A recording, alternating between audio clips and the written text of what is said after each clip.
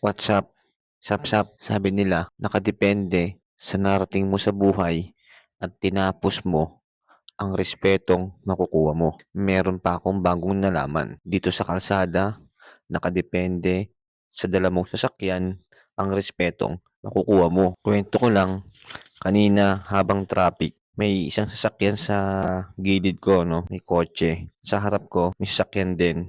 Ngayon, papasok sana ako. Nung papasok na ako, bigla siyang nagsilinyador. So, hindi ako tumuloy. Pangalawang attempt ko, gano'n na naman. Papasok sana ako, bigla siya nagsilinyador.